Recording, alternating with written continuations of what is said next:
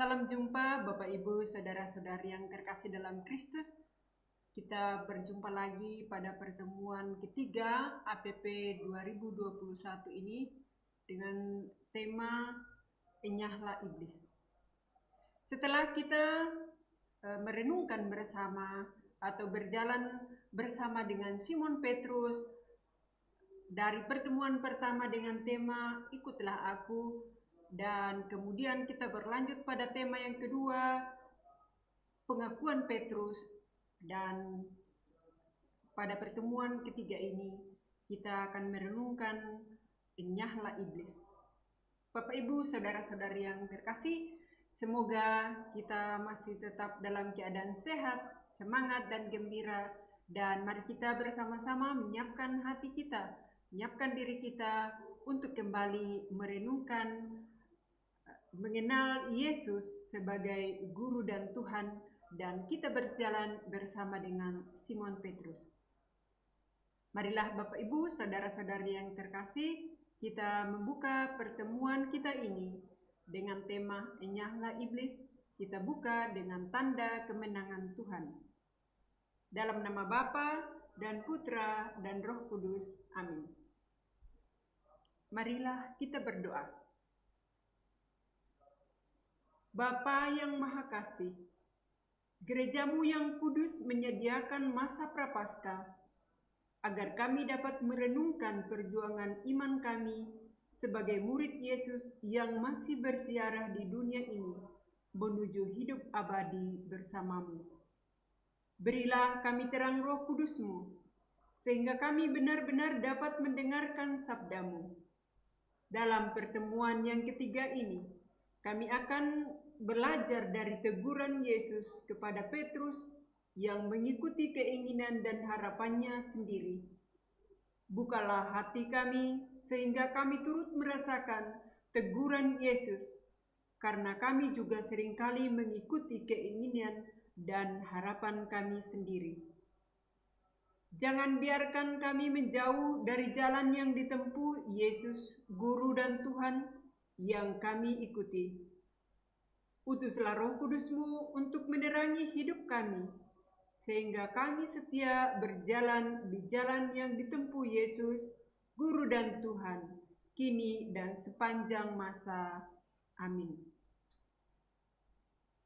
Bapak Ibu Saudara-saudari yang terkasih, mengikuti perjalanan bersama dengan Petrus, kali ini kita akan merenungkan dari bacaan Injil Markus bab 8 ayat 31 sampai 38. Kemudian mulailah Yesus mengajarkan kepada mereka bahwa Anak Manusia harus menanggung banyak penderitaan dan ditolak oleh tua-tua, imam-imam kepala, dan ahli-ahli Taurat, lalu dibunuh dan bangkit sesudah 3 hari.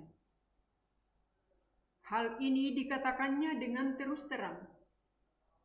Tetapi Petrus menarik Yesus ke samping dan menegur dia. Maka berpalinglah Yesus, dan sambil memandang murid-muridnya, ia memarahi Petrus, katanya, "Enyahlah engkau iblis, sebab engkau bukan memikirkan apa yang dipikirkan Allah, melainkan apa yang dipikirkan manusia." Lalu Yesus memanggil orang banyak dan murid-muridnya dan berkata kepada mereka, "Setiap orang yang mau mengikut aku, ia harus menyangkal diri, memikul salibnya, dan mengikut aku. Karena siapa yang mau menyelamatkan nyawanya, ia akan kehilangan nyawanya. Tetapi barang siapa kehilangan nyawanya karena aku dan karena Injil, ia akan menyelamatkannya. Apa gunanya seorang memperoleh seluruh dunia, tetapi ia kehilangan nyawanya? Karena apakah yang dapat diberikan sebagai ganti nyawanya? Sebab barang siapa malu karena aku dan karena perkataanku di tengah-tengah angkatan, yang tidak setia dan berdosa ini, Anak Manusia pun akan malu karena orang itu, apabila ia datang kelak dalam kemuliaan Bapanya, diiringi malaikat-malaikat kudus.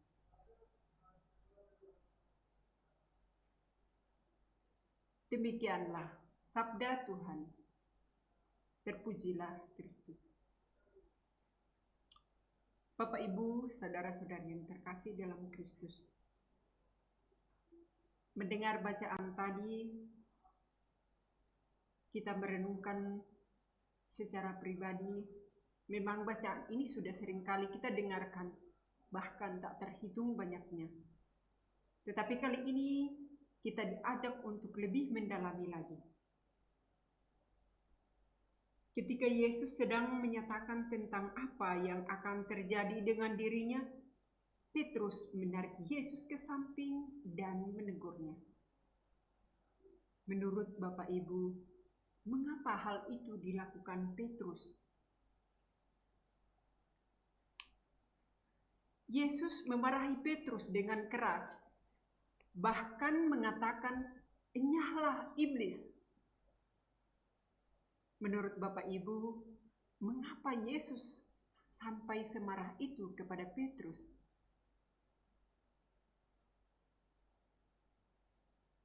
Menurut saudara-saudari sekalian, dari teks yang tadi dibaca, apa syarat menjadi murid Yesus?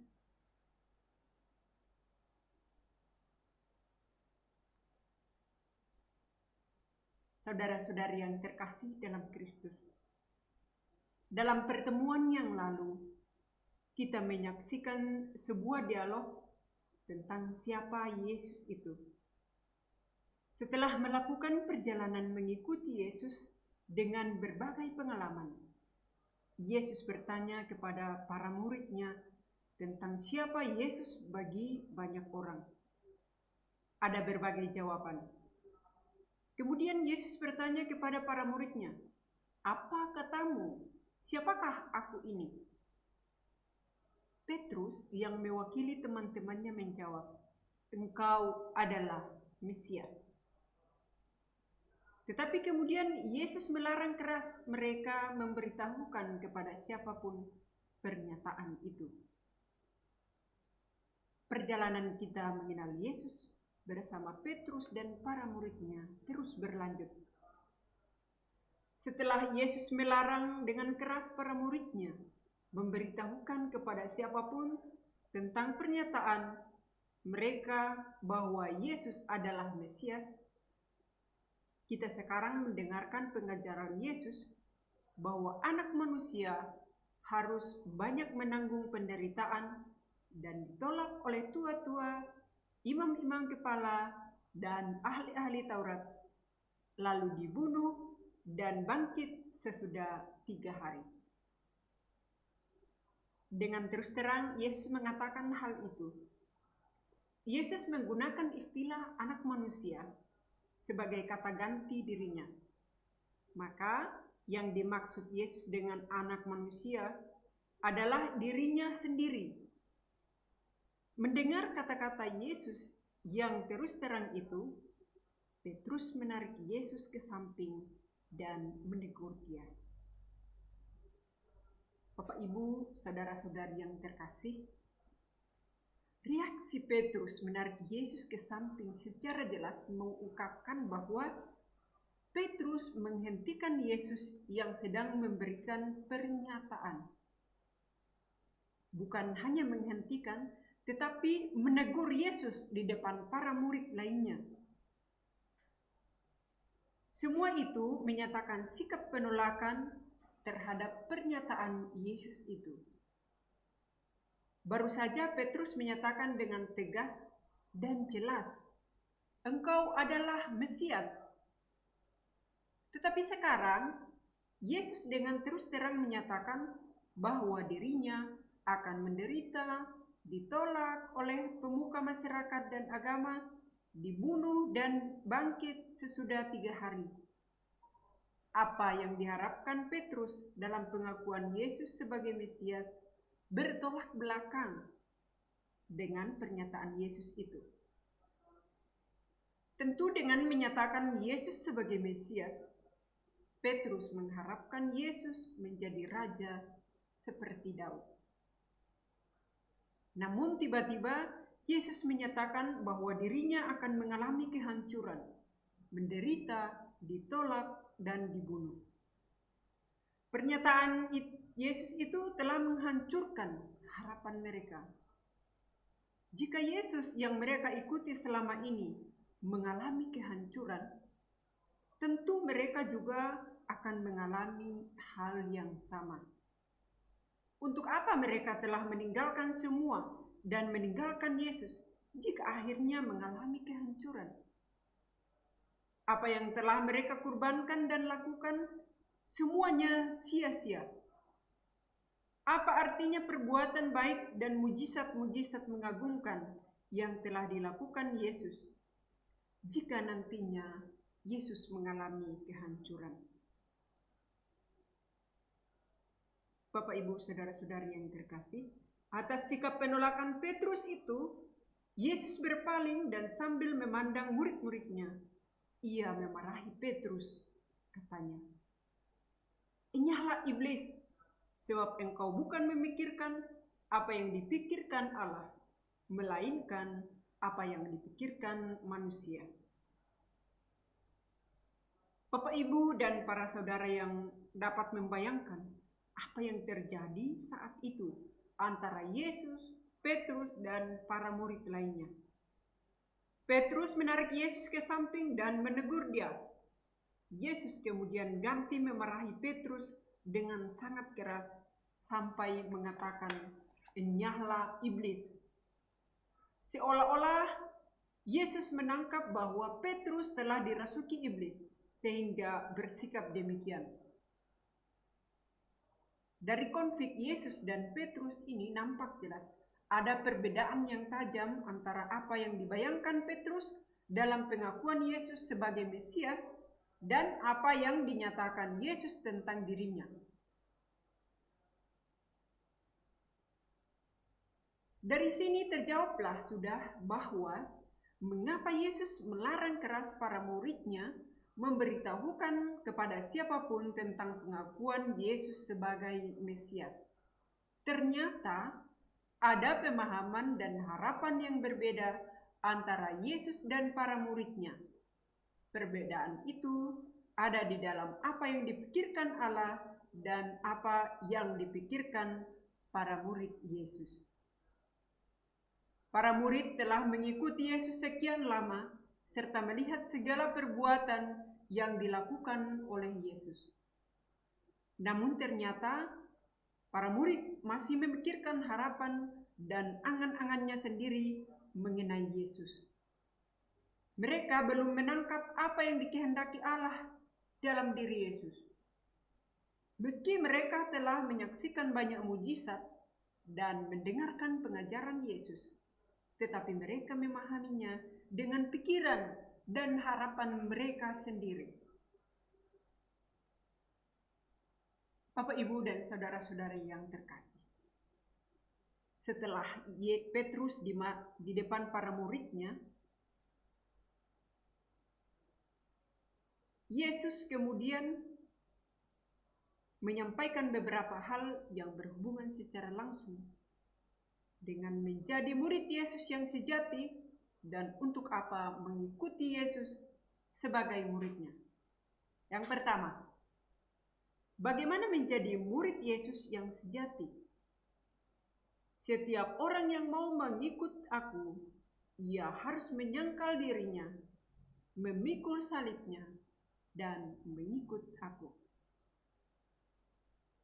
Untuk apa menjadi murid Yesus? Karena siapa yang mau menyelamatkan nyawanya, ia akan kehilangan nyawanya. Tetapi, barang siapa kehilangan nyawanya karena aku dan Injil, ia akan menyelamatkannya. Apa gunanya seorang memperoleh seluruh dunia, tetapi kehilangan nyawanya? Karena apa yang dapat diberikan sebagai ganti nyawanya? Bagaimana sikap para murid terhadap Yesus di hadapan mereka yang bukan murid Yesus. Sebab barang siapa malu karena aku dan perkataanku di tengah-tengah angkatan yang tidak setia dan berdosa ini, Anak Manusia pun akan malu karena itu, apabila ia datang kelak dalam kemuliaan Bapanya, diiringi malaikat-malaikat kudus.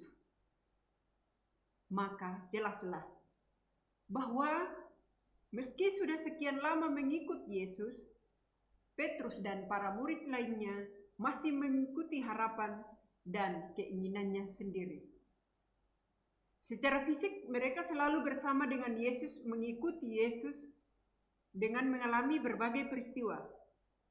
Namun ternyata mereka masih mengikuti keinginannya sendiri. Dari pengalaman Petrus dan teman-temannya, kita mengerti bahwa mengenal Yesus, Guru dan Tuhan, tidak terjadi begitu saja. Petrus dan teman-temannya tidak mengenal Yesus melalui pelajaran-pelajaran yang diberikan, tetapi terlebih melalui pengalaman mengikuti Yesus. Dalam mengikuti Yesus, banyak pengalaman yang dijumpai Petrus dan teman-temannya. Sama seperti Petrus, kita juga murid Yesus. Dari pengalaman selama ini sebagai murid Yesus, kita mengenal Yesus dari mana? Dari pendidikan orang tua di dalam keluarga, pelajaran agama, khotbah para imam, membaca dan merenungkan kitab suci, pendalaman iman, rekoleksi. Seringkali terjadi bahwa kita tidak searah, atau sejalan dengan pengenalan akan Yesus yang benar, bahkan kita tidak mengikutinya. Dengan demikian, kita hanya sebatas mengenal Yesus secara pengetahuan saja, bukan mengikutinya dalam hidup kita sehari-hari. Misalnya, melalui pelajaran-pelajaran kita mengenal Yesus yang murah hati. Namun, ternyata dalam hidup sehari-hari, banyak alasan yang kita ajukan untuk menolak berbuat murah hati pada sesama yang membutuhkan. Yesus lebih mengutamakan melaksanakan kehendak Bapa. Namun ternyata kita yang mengikuti Yesus selalu mengutamakan dan menomorsatukan kehendak, kemauan, ambisi sendiri, dan masih banyak yang lainnya. Mengenal Yesus berarti mengikuti Yesus. Mengikuti Yesus berarti menempuh jalan yang ditempuh Yesus. Yesus memarahi Petrus dengan keras karena Petrus menolak jalan yang ditempuh Yesus. Apakah Yesus tidak menegur kita, para muridnya sekarang ini?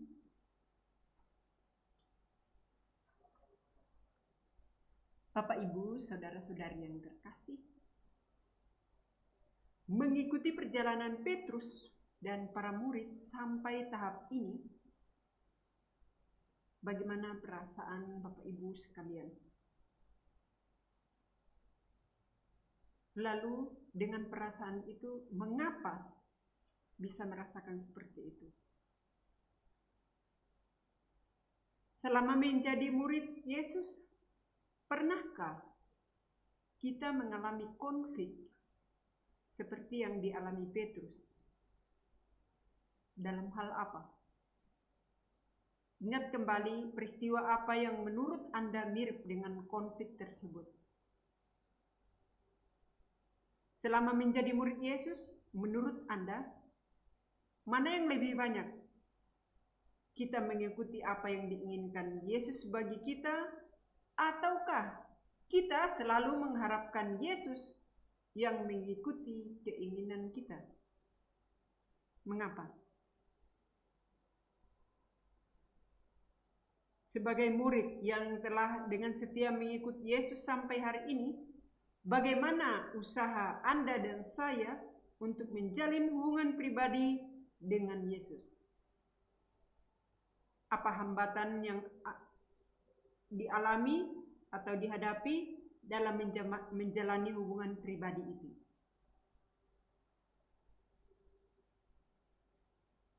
Yesus menyatakan bahwa barang siapa malu mengakui diri di depan banyak orang bahwa dia adalah murid Yesus, maka Yesus juga akan malu mengakui dia sebagai muridnya di depan Bapa di surga. Bagaimana pengalaman Bapak Ibu dan saudara-saudara sekalian? Sebagai murid Yesus yang hidup di tengah masyarakat, apakah ada hambatan untuk mengakui diri sebagai murid Yesus? Apa saja hambatan yang sudah dialami?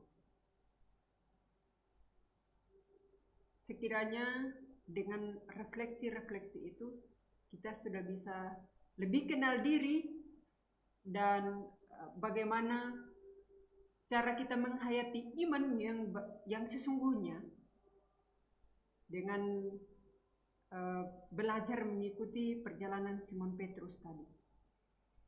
Dengan pertanyaan ini kita kembali berefleksi dan melihat ke dalam diri kita. Sejauh mana kita mengikuti perjalanan atau sejauh mana kita mengenal Yesus dan mengikutinya.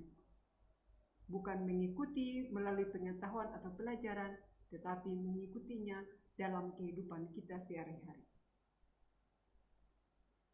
Bapak, Ibu, saudara-saudara yang terkasih, sambil kita bermenung, melanjutkan refleksi dan permenungan kita, mari kita bersama-sama berdoa dengan doa APP yang diberikan, yang kita bisa doakan bersama. Marilah berdoa. Bapa yang Maha Kasih, sudah sekian lama seluruh dunia berada dalam situasi hidup yang sulit karena pandemi COVID-19. Banyak yang telah menjadi korban. Tentu Engkau merasakan kesedihan kami. Kami sedih karena kami tidak dapat lagi dengan leluasa berkumpul dalam persekutuan untuk menumbuhkan iman kami. Terlebih, kami hanya sebatas merayakan Ekaristi, sumber iman kami, secara virtual. Meski tidak mudah, kami terus berusaha mengembangkan iman kami dalam keluarga. Berkenanlah Engkau selalu melindungi dan menguatkan iman kami. Jangan biarkan kami menjauh dari-Mu. Maka dalam masa prapaskah ini kami tetap berjuang untuk menempuh jalan pemurnian iman dengan merenungkan sabda Putra-Mu. Berkatilah semua orang, terutama mereka yang sedang berjuang menyelamatkan banyak orang. Berkatilah juga para pemimpin masyarakat, negara dan gereja, para gembala umat di lingkungan, stasi dan paroki, beserta keluarga mereka. Berilah kekuatan ilahi-Mu bagi mereka yang sedang berada dalam situasi yang lebih susah dari kami akibat pandemi ini. Bantulah kami agar mampu setia menjaga keselamatan diri dan sesama dengan tetap disiplin mematuhi protokol yang telah ditentukan. Bapa yang Maha Kasih, berkenanlah menerima persembahan iman kami yang sederhana di masa prapaskah ini. Doa ini kami panjatkan dengan pengantaraan Yesus, Guru dan Tuhan kami, yang hidup dan berkuasa kini dan sepanjang masa. Amin. Ibu Maria, Engkau selalu menyertai perjalanan hidup kami. Tentu Engkau merasakan keprihatinan hidup kami saat ini. Bantulah kami senantiasa dengan doa-Mu. Marilah kita bersama-sama mendoakan 3 kali Salam Maria. Salam Maria, penuh rahmat, Tuhan serta-Mu. Terpujilah Engkau di antara wanita, dan terpujilah buah tubuh-Mu, Yesus. Santa Maria, Bunda Allah, doakanlah kami yang berdosa ini, sekarang dan waktu kami mati. Amin. Salam Maria, penuh rahmat, Tuhan serta-Mu. Terpujilah Engkau di antara wanita, dan terpujilah buah tubuh-Mu, Yesus.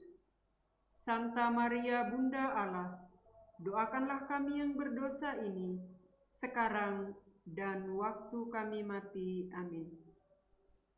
Salam Maria, penuh rahmat, Tuhan sertamu. Terpujilah engkau di antara wanita, dan terpujilah buah tubuhmu, Yesus. Santa Maria Bunda Allah, doakanlah kami yang berdosa ini, sekarang dan waktu kami mati. Amin. Marilah Bapak Ibu Saudara-saudari, kita satukan doa-doa kita dengan doa yang diajarkan oleh Kristus sendiri kepada kita. Bapa kami yang ada di surga, dimuliakanlah namamu, datanglah kerajaanmu, jadilah kehendak-Mu di atas bumi seperti di dalam surga. Berilah kami rejeki pada hari ini, dan ampunilah kesalahan kami, seperti kami pun mengampuni yang bersalah kepada kami. Dan janganlah masukkan kami ke dalam pencobaan, tetapi bebaskanlah kami dari yang jahat. Marilah kita menutup pertemuan kita ini dengan doa penutup.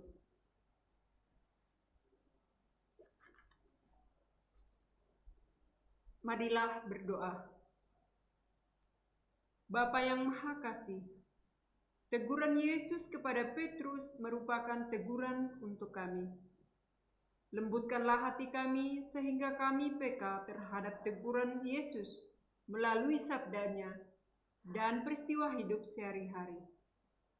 Berilah kami kekuatan agar dapat menempuh jalan sebagai murid Yesus dengan menyangkal diri, memanggul salib, dan mengikuti Yesus. Sebelum menutup pendalaman iman ini, kami mengingat saudara-saudari kami yang membutuhkan doa-doa kami, juga bagi mereka yang telah meninggal dunia. Bapak, Ibu, saudara-saudari, marilah kita hening sejenak dan kita mengingat kaum keluarga, kerabat, sahabat, dan mereka semua yang telah mendahului kita, juga mereka yang saat ini masih terbaring sakit.